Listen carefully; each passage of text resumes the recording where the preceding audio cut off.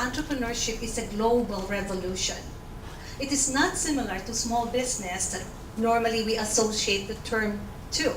We associate easily with small business, but the truth is it's not. It's a mindset. And I'm not surprised why many of you are here today on how are we going to move that idea forward. And I just want to make it clear that this is a department that is interdisciplinary. It crosses across disciplines within the college. We would like to bring together students from many different disciplines for you to collaborate, find some talents out there, harness the strengths of the other people within the campus so we can make things happen. And that is my simple vision, to really get people work together. We will facilitate, we will give you the resources. If you have an idea and you don't know what's going to be the next step, how can I make this happen? Maybe I need somebody from computer science. Maybe I need somebody from engineering. Or probably from broadcast media. You know, you see the saying, I'm a big fan of Golden State Warriors. Who is not here? You know, not a big fan. Anyway, remember the tagline? There's strength in numbers. So if we can get together, pull our resources together, I believe we can accomplish great things. So for now, I would like to start this workshop series, just like Jesse mentioned. This is going to be a 4-module workshop. And if you complete all 4, you would receive a certificate of completion from us. If you only are interested in some modules, these are all tools that you need for that entrepreneurial toolkit. You're fine also if you want to just attend one of the 4. And also, eventually, we are planning to make this available online. I've been receiving some emails from some of you here that you would like to take the course online. We're working on that. So we hope to also make it available and accessible wherever you are. So without further ado, I'd like to thank you everyone again, and I'll turn you over to our speakers. So the first one will be our facilitator, Dr. Susan Stryker. She's from University of San Francisco, and she has years of experience facilitating and running her own businesses as well. Thank you very much, Vivian, for the invitation to come to school and to meet Jesse and have the opportunity to introduce my friend Jesse. But I wanted to continue with the thought that Vivian brought up, that there's strength in numbers, but there's also strength in diversity of thought and diversity of experience. And one of the wonderful strengths of being at a community college is it connects with the community. And in this community, we have a very number of different kinds of perspectives. And in the literature, we know that a diverse team produces the most successful bottom line. So there's a practical reason for having a diverse team. And so bringing entrepreneurship into this space is perfect, because we are going to have the energy of a community. And with that, lots of good things can happen. So I'd like to now begin this talk that I've prepared for you, and I begin every gathering to say if anyone needs to shuffle around because they need to hear better or they need to see better, please feel free to do that. We want to make this an accessible talk. So if you are comfortable, let's start. So this is the workshop that we're going to begin, Module 1, the Entrepreneurial Mindset. So this workshop provides basically an overview of the building blocks to fuel creativity and innovation. And as mentioned by Vivian, it's one of 4 series. The second series is developing the entrepreneurial mindset into projects and opportunities, and we'll continue to move through the modules on 2 other topics. Our guest speaker now is Jesse Martinez. You've heard my introduction. And here's our agenda for today. I'll introduce Jesse a little more, and we'll discuss the need for manifesting an entrepreneurial mindset in today's world. We'll hear Jesse's presentation, take a short break, stretch, and mingle. Then I'll continue to discuss the idea of how to continue to develop the entrepreneurial mindset. wrap up, have dinner, a light dinner. Now, I said continue to develop the entrepreneurial mindset, because I know here among many of you, you are already thinking in the right way, and we'll capture this kind of mindset as we go through this presentation. So once again, I'd like to introduce Jesse Martinez, if you want to, and he will be speaking shortly. Serial entrepreneur, part of the founding team, funded by Sequoia Capital, bought by Frontier Communications for a sizable amount. He's raised, second venture capital raised $2.3 million in seed capital, and he's had 2 acquisition offers in less than 6 months. So we want to hear from him and learn about his thinking and how these events arose. He's also co-founder of the Latino Startup Alliance, a nonprofit supporting global Latin tech entrepreneurs and startup ecosystems. So we're looking forward to hearing from him. So this is me, and we'll hear more from Jesse. So this is my story, but I have a backstory. So we'll get to my story if you just a few moments on my backstory. So I was a kid I grew up in downtown Los Angeles, California. I am the daughter of an immigrant. My parents didn't go to high school. They were too poor. They had to work. My mom played music with her brothers and sisters, and my father built up a business by his hands. So I grew up in a very sort of interesting environment where privilege was not really taken for granted, but we were in a wonderful community of people who worked together. There's a very famous quote by Ross Perot that said, "Gee, I don't know what the heck's wrong with my kids. I've given them everything. I've given them money, I've given them the best schools, I've given them opportunities to travel over the world, and they're despondent. They're not interested in anything." And he reflected on what may be the problem. I gave them everything except for the opportunity to struggle and to be creative in solving their own problems. So I feel that with that backstory, I actually had a great advantage, because I did have to be creative in finding my future. Maybe some of you here have a similar story. So when I grew up, when I got a little older, my parents thought they wanted to give me a leg up, so they pushed me into a high school of very affluent students, and I was okay.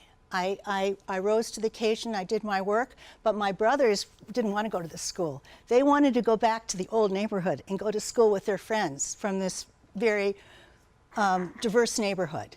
So it's interesting how we all start up, but where we go is really up to us. And a lot of us use our strengths, what some would consider disadvantages, as advantages. So I went to Berkeley. I was interested in science. I loved to learn how the world of the invisible world worked. And I worked for a laboratory, and then because of my background in family business, I kind of took on a role of a business organizer in the laboratory I worked in, and then I remained in business. Actually, when I was a student at Berkeley, I was one of the founder members of La Clínica de la Raza in Oakland. I helped set up a very grassroots laboratory using borrowed equipment from doctors and hospitals throughout the Bay Area. Today, this is a very thriving institution. I'm really proud of this original connection. I later worked at some of these other tasks, but all along, my early background was really a great sense of support. I had a sense that I could do things. I had the love of a family, and I had the model of someone who said that it's okay to come from a background that maybe wasn't so affluent and continue to succeed. So anyway, this is my backstory, and for that reason, although I'm a professor at USF, I'm really delighted to be at this community college, which is a bridge to the community. And I'm very pleased and hope that things continue to go well for each and other of you, because I know this will provide a really great incubating environment. So we're just going to continue. Why are we talking about entrepreneurship? This is the entrepreneurial age. It is considered to be as important to many as the industrial age and the information age. Entrepreneurship is a spirit of enterprise as new businesses offer new visions, giving the market economy its energy for innovation. Entrepreneurial mindset refers to a specific state of mind which orients human conduct toward entrepreneurial activities and outcomes. Individuals with entrepreneurial mindsets are often drawn to visions which give rise to opportunities, innovation, and new value creation. Question: why today is there so much attention directed toward entrepreneurship? Anyone? Why? Yes. Because the traditional formula is failing many people, or there's not as much opportunity to rise in that traditional way, so people are looking for new solutions. Not long ago, one could follow a formula. One could work hard and study hard and accrue a lot of debt, graduate college and accrue a lot of debt, and attempt to climb the corporate ladder. It wasn't about choice or passion or interest. It was about compliance. It was about putting in your time so you could make it in the world. And it worked. Not for everybody, but not all the time, but for enough people that society embraced it. This is the way that one has to go forward. Today, we live in a complex world. Robotics, AI are replacing our current job. Global connectivity continues to encourage companies to get inexpensive competitive labor from overseas. The corporate ladder is gone, and in its place is a complex maze. So students who follow that formula are at loss. How are they going to fit into a world that is changing? Students will enter a workforce where instability is a new normal and where they will have to be self-directed and innovative thinkers. However, there's a hidden opportunity.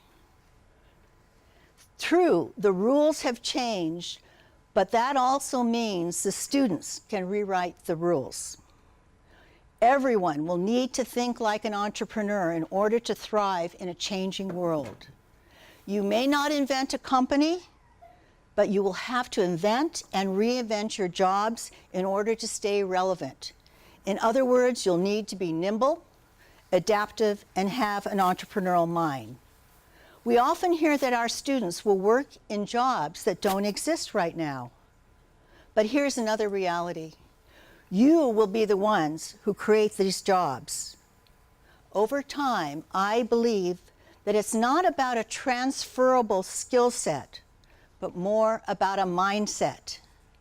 This is why I started asking, what does it mean to think like an entrepreneur, to have an entrepreneurial mindset? So I like to get a sense of who's in the room by doing some activities. Would you mind pulling out your phone or your laptop and getting onto Poll Everywhere? And we're going to take this poll. And let's see what you think about the term entrepreneur. And from this, we will get some further ideas on developing that entrepreneurial mindset.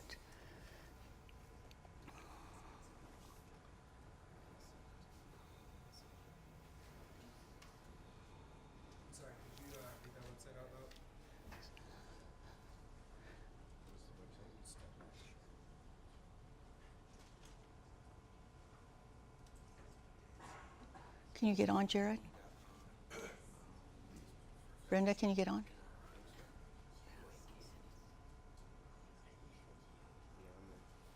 Okay, can you do your thing?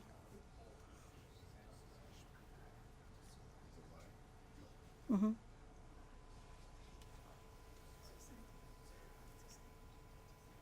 So you're going to text Prof. Stryker and then 222333. Are you good? Just type in your response quick. Uh-huh.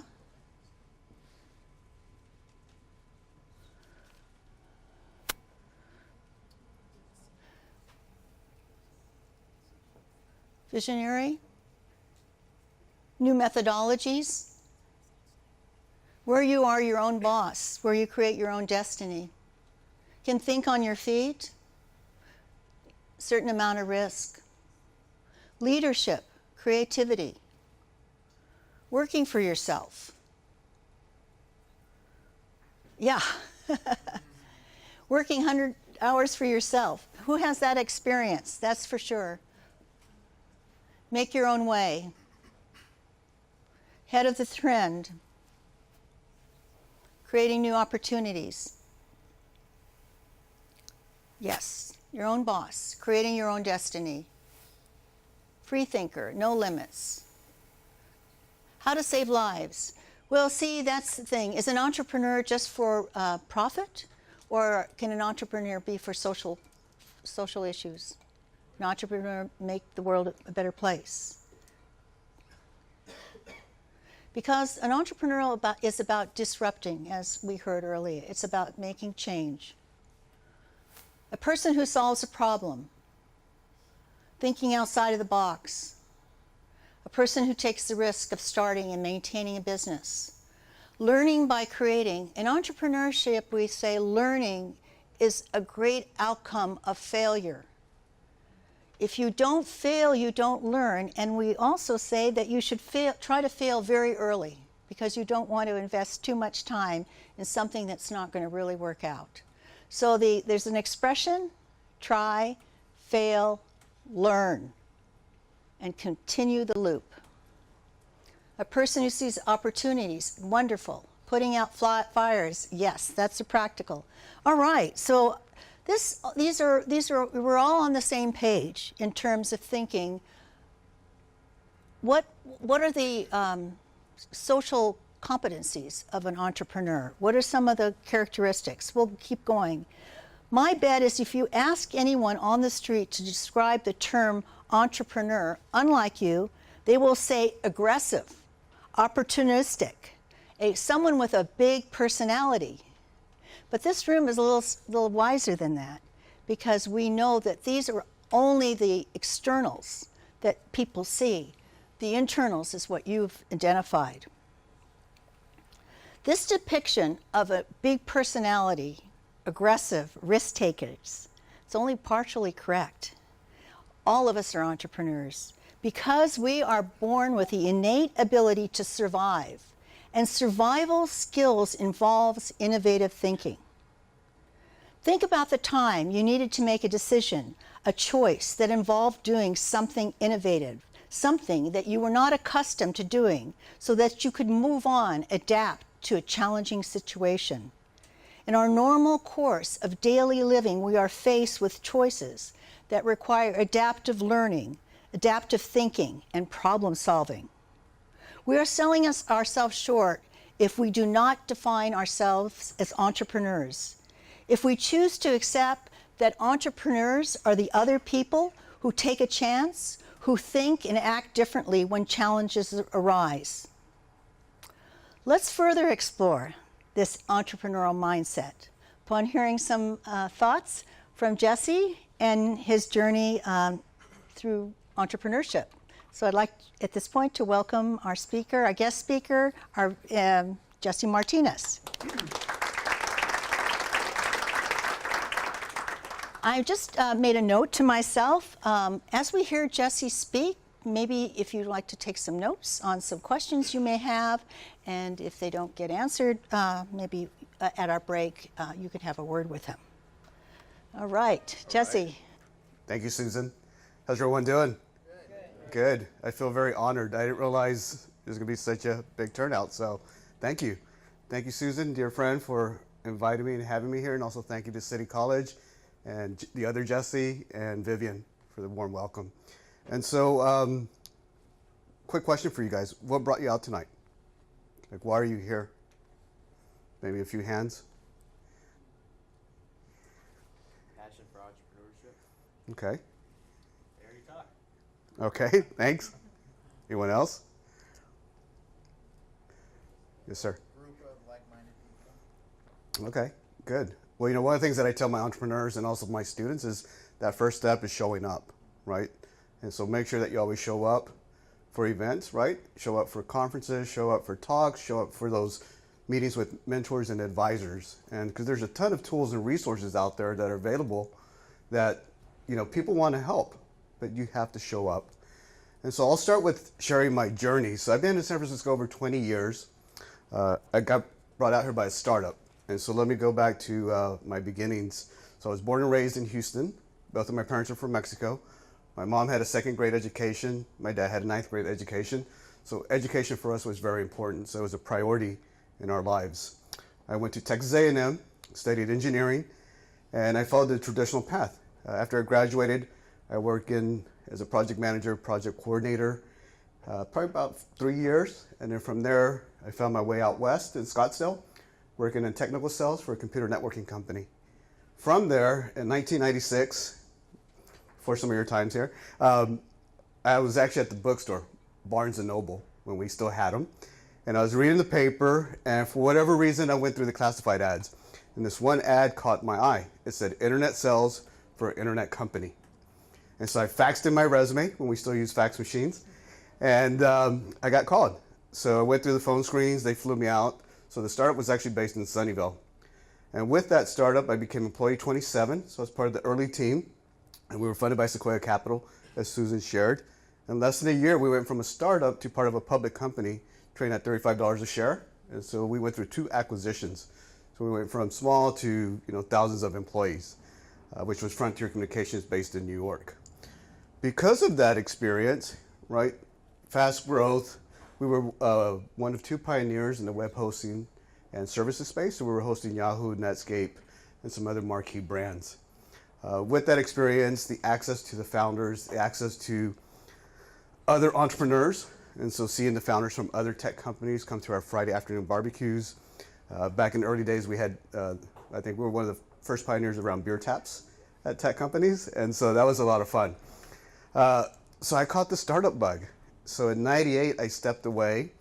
I resigned. I went to go do my first startup with my brother. And so my brother actually went to Stanford, double E, and he's a software engineer. And so we did this company called picosito.com. So it was a bilingual portal focused on the U.S. Hispanic market. With that venture, we raised about 2.3 million seed capital. And that's where, Susan mentioned the acquisitions. We actually had an acquisition in less than 6 months for $4 million, $2 million in stock, $2 million in cash. And so we turned it down because the company that wanted to acquire us had just done an IPO, same space, for about $50 million. And we're like, oh, well, we know we're better than them. Let's follow that path, right? We're young. Great experience. We didn't sell it in time because, I don't know who remembers March 2000, the stock market crash. So those offers went away. The acquisition offers went away, and then we couldn't raise any more capital. And so we had to shut down operations December of 2000, and then walk away. And so what I used to tell people back then is like, I have my MBA, but without the piece of paper. And so great experience. From that, I dabbled in some startups, and then again, the market was tough, so I ended up at Xerox Global Services. So I went into consulting because of a friend. So there we were doing business process automation. So I was there about 3.5 years. I became a number. I was one out of 80,000 employees worldwide. And then I did a few more similar roles at other companies. And then we jumped to 2010. In 2010, I was looking to do my second startup. Right about that time, we started seeing community-based organizations launching support groups and services. So early beginnings of Black founders, Jewish founders, etc. So I did Google search for Latino Tech support, nonprofits, etc. I couldn't find anything. And so I was like, well, how could that be? And so that was the beginning of my first nonprofit, which is Latino Startup Alliance. So I started that here in the Mission District of San Francisco in 2011 with 6 people. Fast forward, we're over 1,000 members plus globally. And so we've just grown organically, and our whole mission, the short version, is how do we empower Latino tech founders? Little did I know that the beginning of this entity, this support group, support organization, would help me in 2016, and I'll share in a minute what that journey is. So did our second startup. So everyone knows Groupon, right? So we did the Spanish version. And so we were moving pretty fast. We had a lot of momentum, but when Groupon filed their S1 to go public, I don't know who remembers, but their financial and accounting was a little fuzzy. So the investors were like, okay, we're gonna sit back, wait and see what happens. So we actually put that on the back burner. And because of Latino Startup Alliance, I met my other co-founder, and then we did what's called media relevance. So that was my third startup. And so what we were doing there was contextual media advertising for video.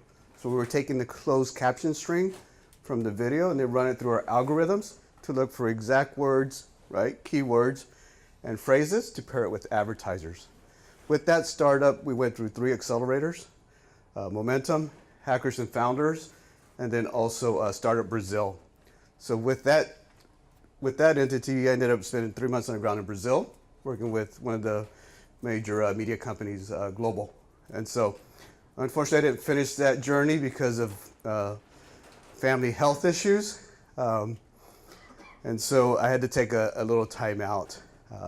Fast forward to 2016, I was doing a partnership with Salesforce, so Latino Startup Alliance, doing a partnership with Salesforce for Startups. Through that conversation, that introduced me to the managing director for the Salesforce Incubator. Because of that introduction, and because we were talking about diversity, I ended up pitching my new startup, which was going to be an investment platform, hybrid investment platform, leveraging public and private funding. And it was going to be built on top of Salesforce. So they liked it. They said, hey, Jesse, come work on it at the Salesforce Incubator. By the way, would you like to be our first entrepreneur residence? I said, sure. So I entered in fall of 2016 as the first EIR.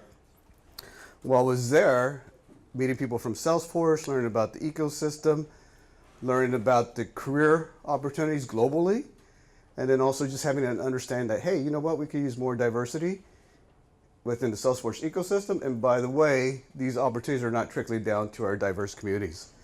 So that became my new startup, which is what I'm working on now, and it's called Career Force. And so what we're doing is we're training and developing that next generation of Salesforce admins that come from diverse communities.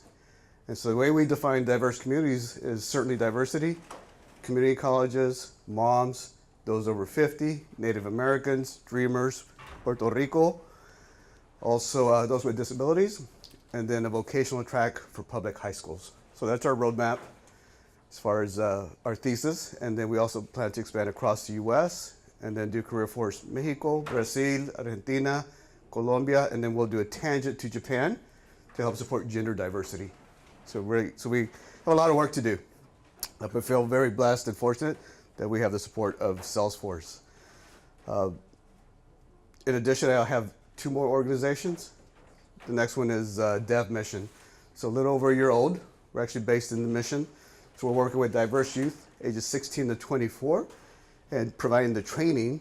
So it's coding, IT, and then business life and critical thinking skills so that they can get a career path into tech. And so we're a Mission, Bayview Hunters Point, and then also Western Edition. And then we have a satellite office in Washington. And then the newest one is actually Latinos in AI. So we put it out to the universe in January with a couple of other of my co-founders. And now we're over 100 plus members globally. And it's been wonderful to see Latinos from around the world going, hey, I'm a PhD student at such and such, and I'm working in South Africa. And so because of this work, we actually got invited to present in Montreal in December for a big conference called NIPS. And so it's a big research conference, so some of the members will be presenting their abstracts. And so again, just putting it out to the universe. I call it soft pitching, right? Getting feedback. Is it resonating or not? What are people saying?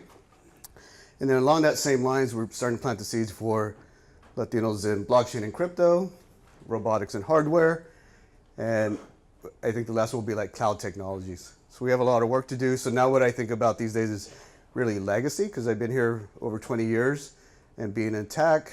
And so I just want to leverage my network, my resources for others and being able to help them. Talking about entrepreneurship here and building a center, I also taught at Mission High School for 3 semesters with my brother. It was an intro to tech entrepreneurship. It was hard work, but it was an amazing experience to see youth go from one semester, hey, I have an idea, to, oh, I built a web page, or here's some wireframes for an app, etc. And so I know it can be done. I know that it can be taught. And so I offer my help and support in anything that we can do here as well. With respect to career force, one of the things that I also want to share is that, I was talking with the Department of Labor today about getting our apprenticeship program certified so that we can actually be recognized across the U.S. and being able to deliver this curriculum and the training and the apprenticeship piece. In addition, early conversations with the state of California as far as community colleges, and then I do have early conversations with Mission High School and City College to talk about dual enrollment and also the apprenticeship program as well. So a lot of work. So it's interesting how I ended up here tonight with what I've been working on behind the scenes. And so a lot of stories there, a lot to cover, but I'm happy to answer any questions for anyone. Yes. Yes, sir. How would you say your perspective on the startup scene from 96 through 2000 is different from 2018? So a couple of things that stand out is one, companies are actually making revenue. And then 2, we didn't have mobile phones, right? It was all computers and laptops. So that was definitely a game changer, right, from the space. So I would say those are the 2 key ones. From an entrepreneur perspective, there's so many tools and resources that are out there. So, ensure that you leverage that. We didn't have that back then. So it keeps getting better and better. And then just from a Latino Tech founder perspective, now we're seeing people come out of YC and 500 and other, top tier accelerator programs. So that's changing. And now we're starting to see entrepreneurs going for their A round, right? And so it's taken a while, but it's great to see that momentum. Yes, sir. Good afternoon. It's a privilege to have the both of you here as subject matter experts on this topic, which is going to grow hopefully here at City College. And I'm a professor in the business department. I work with AVION. And in 2015, I brought badging in terms of MLS, Microsoft Office Specialist Certificates, and QuickBooks. Oh, yeah. And then I went to a CPEA conference about a year and a half ago, where I was introducing to the Entrepreneurship certificate and badging system. And I wanted to see if there's any feedback, if you've had an opportunity to survey it, look at it, and because I've been working really well with the industry standards in MOS, Microsoft Office Specialist. Mm-hmm. We're offering it totally for free. Right. Any vouchers that a student needs here for free to take, the proctored exam as many times as they need it to pass. Right. But I'd like to purchase the Entrepreneurship badging system with Certiport, but I want to make an informed decision. Okay. It'd be nice to know whether you have any information to help me make that decision. I haven't seen it, and this is the first time I've heard of it, but I'm happy to take a look at it. Okay. And then, I'm not gonna, I'll stop there. I just want to thank you Yeah. for being here, but seeing that you're experts, I'd like to look at those SLOs, the student learning outcomes, because we want to align them with our curriculum. Okay. We also want students to leave with a credential, Right. Single subject credential in, Right. in entrepreneurship. Okay. Thank you. Yeah, that sounds great. Do you know about that? No, I don't. Okay. Okay. Yeah. Yes. What would you say is the difference between making a startup and starting a normal company, and what the real world differences in long-term stability of each one? Yeah, so the differences for me is really when I say tech startup, right, that it's led by some type of technology, right, versus SMB, small business, or some other type of company. And so that's my definition, is that the technology helps lead and helps you stand apart from what you're doing out there in industry. And then as far as advantage, I mean, I think it just depends on who you are and what you want to work on, right? And so if you watch Shark Tank, there's tons of companies that aren't tech-led that are doing well. And so it just depends on what you want to do. Yes, sir. Are there any resources if you want to start up your own company without investors? Because nowadays you have the business plan, you have to talk to banks, things like that, and they might not share your own vision. The project might be social improvement, and then there are a lot of doors that you have to knock on, and then a lot of times they don't open. So are there any resources out there that you can like say, oh, if you have this idea, just go to this nonprofit or this website? Right. I think because there's so many resources, right? It just depends on the type of business, and then also the market and vertical and industry that you're in, to do some Google searches and see where that leads you. I mean, Google is very powerful now, and so I would just try that. What I would also share is that think about how you can create revenue sooner rather than later, right? So therefore, you don't need as much investment up front. So if you can figure that out quicker, it helps a lot. So one of the things that we were looking at Career Force is, hey, we're going to raise $2 million. That'll give us a good runway of 18 months. But now that we're doing a pilot around our apprenticeship program, which means once our students are certified as a Salesforce admin, they'll roll into a one-year apprenticeship program, and then we'll go to market and look for clients that are SMBs, nonprofits, and startups, and help them with their Salesforce implementation. And then we're able to pay our students, $25 an hour, which is a good wage, and then also help them gain the experience they need in order to be employed after that 1 year. And so with that revenue stream starting to come in, we don't have to raise as much now. Okay. So, yes. I appreciate your inclusion of disability in the diversity workspace. And as you articulate your apprenticeship program and the value of diversity, have you looked at kind of like the wraparound supports that might be necessary to assist people that might be opportunity youth or those with disabilities in terms of engagement as well as retention? So that's one part of the question. Mm-hmm. And then the other part is about kind of expanding your employee base to include individuals who have disabilities or justice involvement and leveraging tax credits like the work opportunity tax credits to increase your income and sort of build out whatever business structure an entrepreneur might be creating. Right, so we're definitely leveraging all the resources that are available, and so we're also educating ourselves at the same time. So when we talk about our diverse thesis, what we're looking for is those subject matter experts that work in each of those verticals. And so that they can guide us and be our advisors. So in talking with like the Department of Rehabilitation and others, and so ensuring that, we know how to best serve our students and then what resources they need. And so someone asked me a long time ago, well, where do you think most of your funding is going to go? And I'm like, well, it's going to go to the post support, right? So kind of case management across the board. And so how do we better support our students over time? Yes, sir. You touched on this, but I was curious to learn, in terms of investments, the burn rate compared to what it was in 2000 to now. You see that there's a lot more interest in that, or is that a particular issue? I don't hear it as often because you're seeing revenue now, right? And so, I don't hear it as much as like before. And so that's kind of a change as well.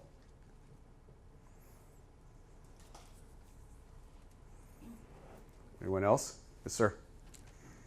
Well, thank you for sharing all your success story. In fact, but could you share also the mistakes and how you have recovered from the worst moments? Yeah, that's a good question. I think we were talking about failing fast, right? Yeah, exactly. Yeah, so one of the things that I've learned over this time is about timing, right? Product market fit may not always be there. And ensuring that when one door opens, that you maximize that opportunity. And so those are the things that I think about. And so I don't delay my conversations, right? Because again, it goes back to timing, And so how do we open more doors and get more people to better support the work that we're doing? And so just being always aware of those situations, so that you can again maximize what's coming your way. You mentioned Shark Tank. Were you when you're looking for money for your company, would you rather offer equity in your company or get royalties? It depends, right? It depends on what you're doing. Okay.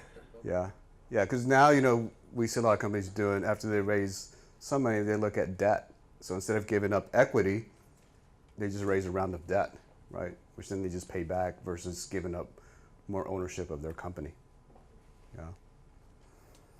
Yes, sir? Just through your various ventures, when do you know when to quit and when to persist? That's a good question. So for me, it's about what is the universe saying, right, in the work that you're doing, and when you're meeting with people, what's the messaging, what's the body language, what are the partnerships that are opening up and being developed, and so instead of like trying to force something, right, how do you just let it unfold naturally, right? And you'll know that by talking to people, and so you have to make sure that you as an entrepreneur are always listening, right? So you're pitching, but you're always listening for that feedback so that you know whether you're on track or not. And then also, how do you iterate on your pitch, right? So how do you fine tune it so that you test that pitch with that next person and see how it flows, right? And then what questions are being asked. So it sounds to me like you just use your sixth sense. Is that what you're saying? Because how much, like, if I can follow up on that question, how much do you rely on data versus just, you know what, my sixth sense tells me that this is probably not going to work, or my sixth sense tells me, you know what, this is just a barrier that we need to overcome, and we'll just take off after this. So yeah, so you always have data, right? So that should always be part of whatever you're doing, right, to help validate the market that you have in front of you. But that sixth sense is important, and unfortunately not everyone listens to that. And so you'll see entrepreneurs forcing their pitch, right, forcing their idea, or continuing to move down that path where the doors aren't going to open. And so you just have to be aware of that. And not everyone is aware, is what I can tell you, just in working with so many entrepreneurs over all these years.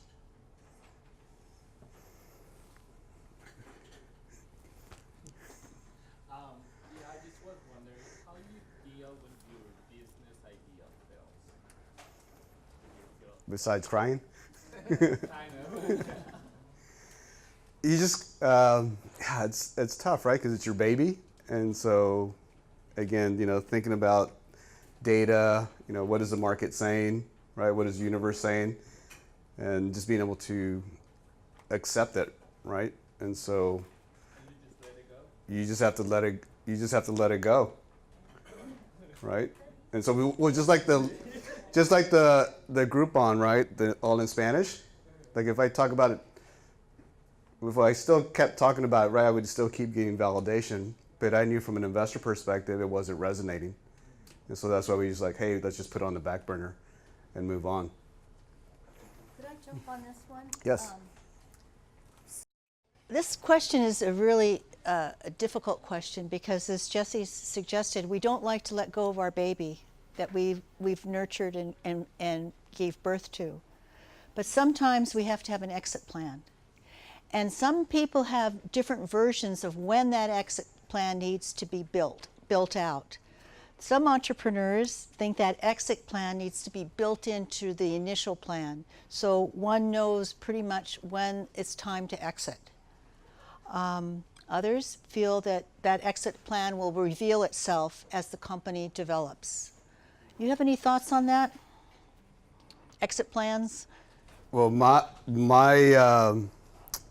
approach is I just continue to build value, right? So if I build value every day, then those opportunities will, if they arrive, right, they will unfold naturally. And there's other founders like, oh, well, I just want to sell my company, or I want to do an IPO, or other. And so it's okay to have your own personal goals, right, and then map that to the corporate goals. And you can either be private or you can be vocal about it. So it just depends on who you are and what you want to do. So I always just talk about build value because I don't know. And so we're so early, and so what can happen? We have no idea, except that we want to grow across the U.S. and do international markets, and there's reasons behind those international markets and so forth. So we have a long way to go. I have a question. Sure. Short one, actually. At the organizations that you host in San Francisco, I forget what they're called. The Latino. Startup Alliance? Yeah, that one. Uh-huh. Do you also offer like resources for legal protection? For example, when a startup, is starting to develop, what are the first documents that will secure the startup for it to be successful? Yes, so we can help point you in the right direction. Right. So there's a lot of free resources now. There's a lot of documents that are put online, even by major law firms like Cooley. And so it's just a matter of looking for them. And then what we do is we have a partnership with Cooley so that when the founder is ready, then I make that warm introduction to our partner. And then they can have a conversation of, well, does representation by Cooley make sense for them? Okay. So you're welcome. There's some. I've heard you both mention quite a bit about like exit, value, and a lot of things about growth. And would you say there's a need for a startup or a business you're starting to actually have growth and not just stability? Not everyone is looking to make the most money. There's a lot of stuff out there that seems like you don't need to be making a ton of money to do a job really, really well. What would you say about that? Yeah, that's correct. And so sometimes what you'll hear is, oh, that's a lifestyle business, right? Meaning that, hey, I enjoy doing this. We're making money. We're doing good, or we're doing other, but I'm not going to work 100 hours a week to help drive it towards an exit or something else. And so that's what you commonly hear. In addition, you'll hear investors going, well, I want something that is pain, right? What pain are you trying to solve? So are you a vitamin or are you an aspirin? So you'll hear that in the industry as well. Yes? How do you find right people in your startup? How do you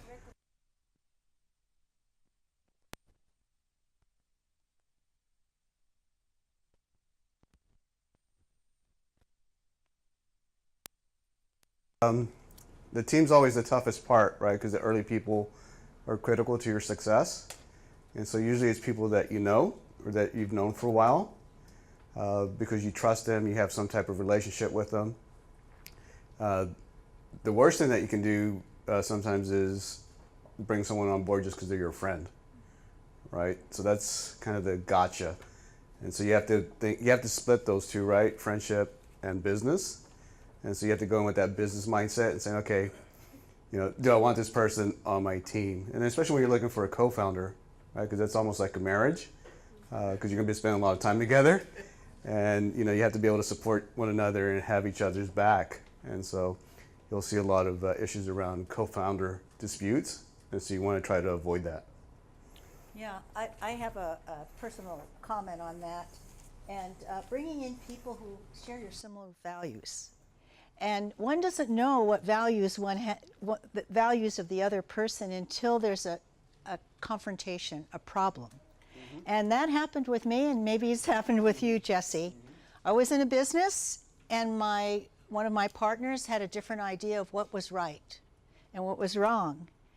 And that kind of moment was really pivotal for me because I decided I was out. I couldn't go with the decision of that particular individual.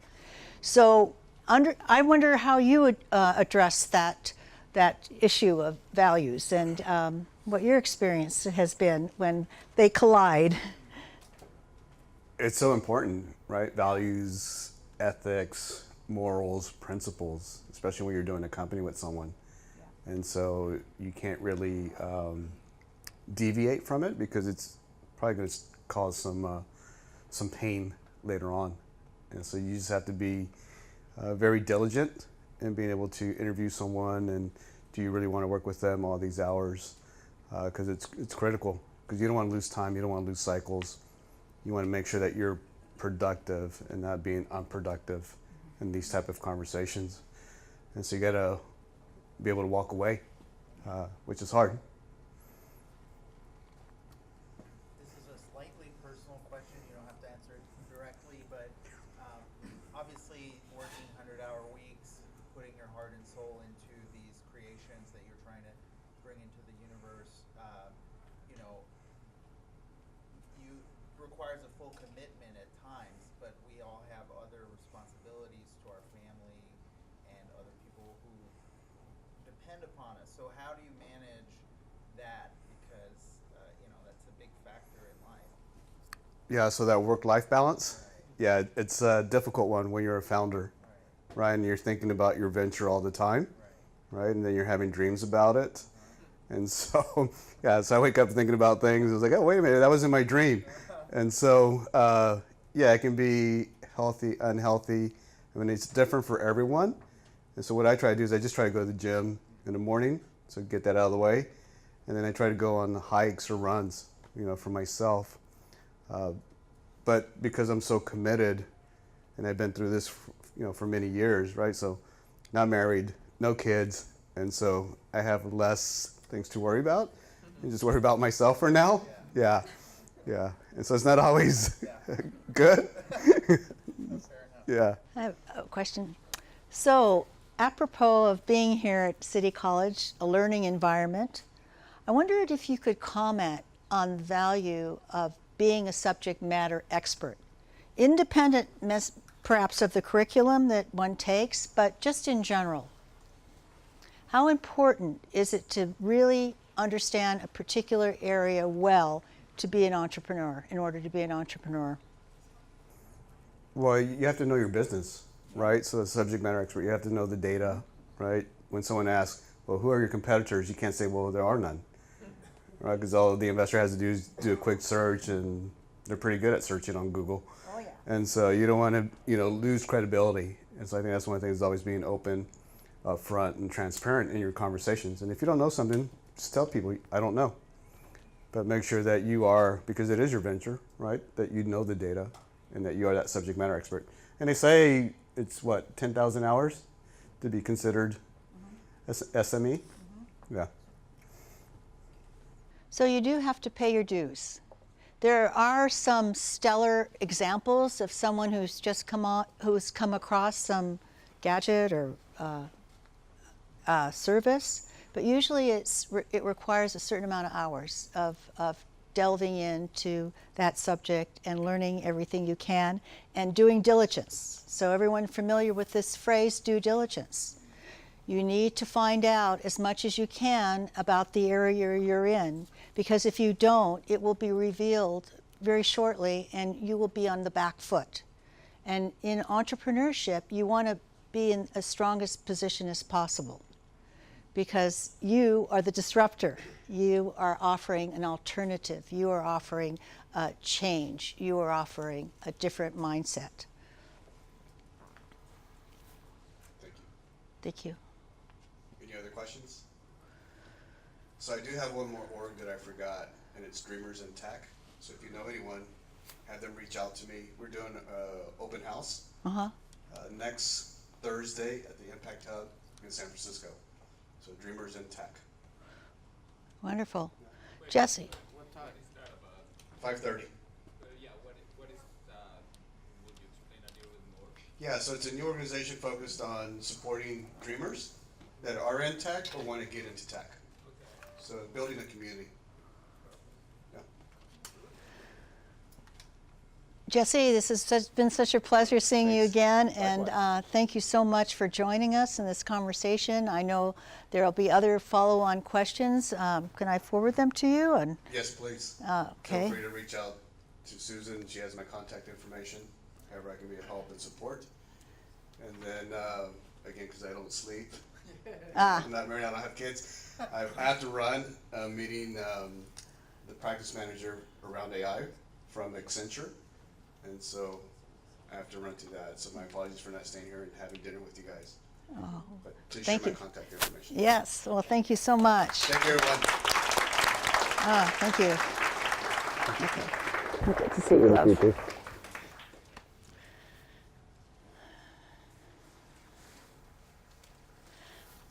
But how do you deliberately create an entrepreneur mindset?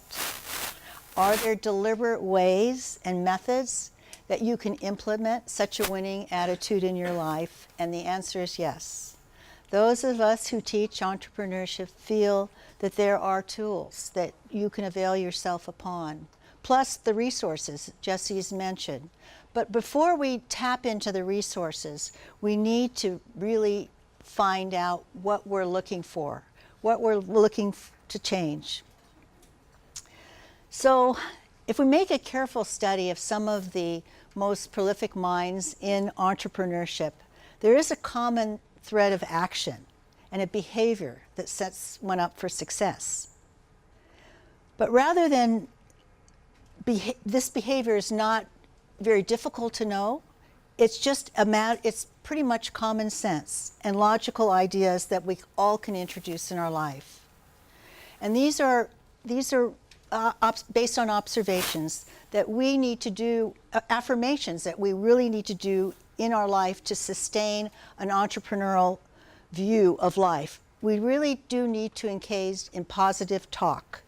We need to listen and observe. There is a lot of negativity talk around.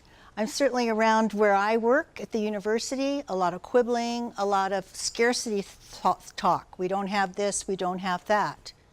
That kind of talk does not contribute to the entrepreneurial mindset. We need to really energize our conversation with positive thoughts, actionable ideas. We need to be authentic. Those days of leaders with those big five personalities standing up and telling everyone how great they are and what great things they're going to do, given the fact that the ship is sinking, is no good. We need to really be in touch with what is happening.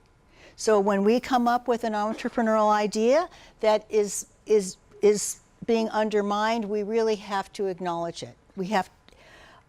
We need to think in terms of success, and we need to have a winning nature. We need to feel that if we don't have all the answers, we will dive in and get it.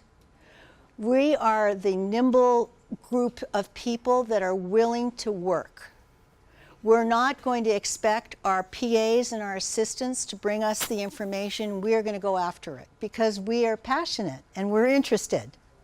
And this kind of mindset comes from a deliberate practice. It's not an idea that you read about it. It's something that you really need to embody and believe that will lead you into a larger goal of freedom and opportunity. Not necessarily opportunity to make a lot of money, but opportunity to make a positive impact. And at the end of the day, really, that's what we have, a positive impact. There are loads and loads of people who have tons and tons of money that are on the couches of the shrink and the pharmacies taking drugs. So we as entrepreneurs somewhat are limited with resources to our advantage. This is an advantage because this advantage allows us to be very creative. But we do need to nurture that mindset of entrepreneurial characteristics. So we also need to refuse to take things personally. This is common in business, that people really have to have a thick skin because people can be rude, crude, and irreverent. And we can't take that personally. And these are some of the mantras that I draw on into my practice. Humor is our best friend. Temper is our worst enemy. If you can't change an event, you can change your attitude toward it. Temper is the intellectual blindness to the other side of the story. You can't always be comfortable. It's a want, it's a need. As an entrepreneur, you are going to be uncomfortable sometimes. Sometimes you're not going to have the response that you expect, that you feel you deserve. But if you keep going, there'll be an opportunity. And as Jesse suggested, these opportunities sort of flow. You don't know where they come from, but if you're constantly engaged, things happen. Things happen. And there is this other mantra that I try to tell myself, well, I think I want to pass it on to you. Calm begets calm. Temper begets temper. And these are sort of mindsets that we really have to embrace so that we can do our work. A lot of people get slowed down with temper, hurt feelings, anger, misunderstanding. Those are like playthings for us, right? We really can't be bothered. We just have to get through it because we have a mission. We have a vision. So, what are some of these personal characteristics of an entrepreneurial mindset? We talked about some ideas for creating it. What kind of personal characteristics do you think someone would embody with an entrepreneurial mindset? If you wouldn't mind going on your phones again or your laptops, let's see if we're all thinking in the same space. Confidence.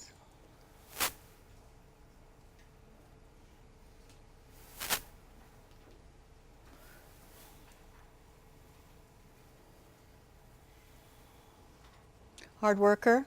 You have to be a hard worker. But you're working for yourself. You're not working for anyone else. Passionate. Focused. Integrity, flexibility, persistence, patience, creativity, attitude. Okay, so these are all obviously very useful. Hungry, I agree. You almost have to be hungry. Hopefully not physically hungry, but hungry because you have something that you want to do that really feels that it's going to be a positive impact. Never give up. Continue. So here's some ideas that I came up with. Passion. You have to have a passion. You have to have a belief. You have to have courage. Number 7. This is the one. You have to have a vision. If you don't have a vision of where you're going, it's hard to get there. There's that expression, if you can't see your target, you can't hit it. You need a vision. And you need to be really passionate about a vision, and almost the vision has to be larger than your own personal goals. You need to be prompted to do something really important. And these are some of the other characteristics. Some of them you've mentioned: adaptability, resilience, discipline. I like this one, and I like this. And Jesse alluded to his continuous learning, and I always say, lifelong learner, lifelong athlete, because you have to take care of yourself. You physically have to take care of yourself to be an entrepreneur. You cannot be one of these people that sits in a dark room on your laptop. You have to connect. Things don't happen in a vacuum, and you have to take care of your health. Very, very important. So that you can continue to do all these things. As Oscar Wilde said, health is the primary duty in life. Without our health, we can't do these great things that we're looking to do. So here's some thoughts for everyday homework and how you would probably come up with an entrepreneurial idea to solve or to put forward. You need to do an analysis of what are your hobbies? What are you interested in? What are your passions? What are your positions on social justice, socialist issues? What inspires you? What excites you? What frustrates you? What makes you happy? And what are you good at? What do other people think you're good at?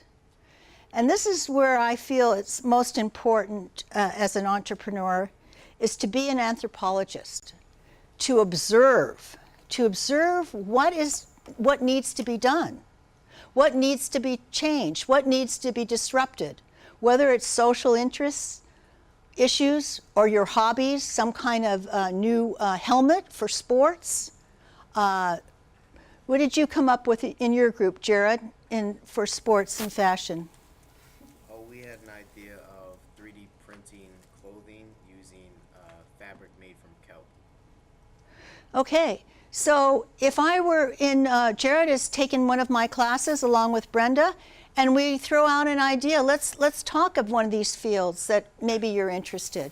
What are some opportunities for change? What are some things that will make a difference? If you make clothes out of kelp, you're not, it's a little different than manufacturing clothes out of polyester that do not biodegrade.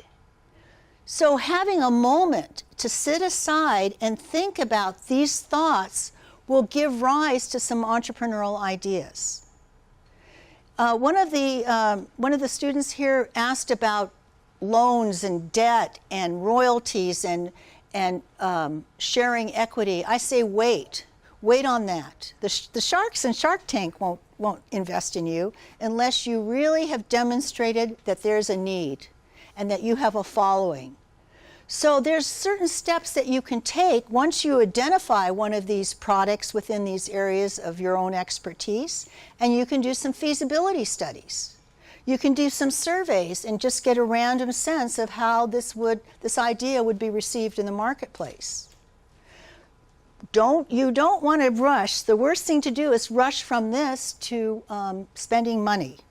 You need to due diligence, which is benchmark your idea with what's going on in the world, and then slowly develop some feasibility studies, some focus groups. And slowly you can arrive at a point when you can beta test your idea. So the next session that we have will be on how to create ideas to solve problems and how to create economic opportunities. But before we do that, we really need to identify where we are, where our thoughts are in terms of what we want to do with our time.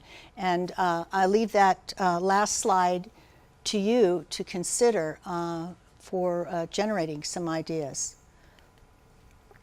So the quote for this topic comes from Tim Ferriss.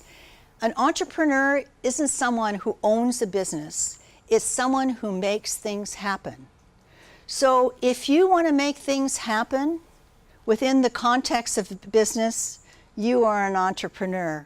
If you want to make things happen in the context of this school, you are an entrepreneur. You are a person that has an open mind and sees opportunities for change.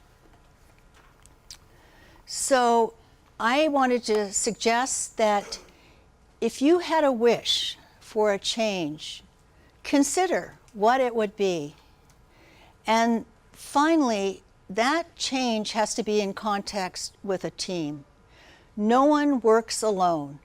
No one bowls alone. There's a big, you need to work with a group so that your idea can be shared. A lot of beginning entrepreneurs feel very secretive about their idea. They think their idea is going to be stolen if they share it with a group. But really, we know from open source coding, a lot of open source ideas, things that are shared continually get improved. So I'd like to leave you with that. And thank you very much for your attention and for your interest in this great opportunity we have today. And as Jesse suggested, this opportunity is really amplified today more than any time because of the technology we have available. We can sit on our laptop and use a lot of apps and get a lot of resources at our fingertips faster than we ever can. So what limits us is our imagination and our dedication. So find something that you're interested in, that you're passionate in, that you have some ability in, and I say go for it. Let's have fun. We only have this one human experience, so let's make it a really good one. Thank you again. Thank you.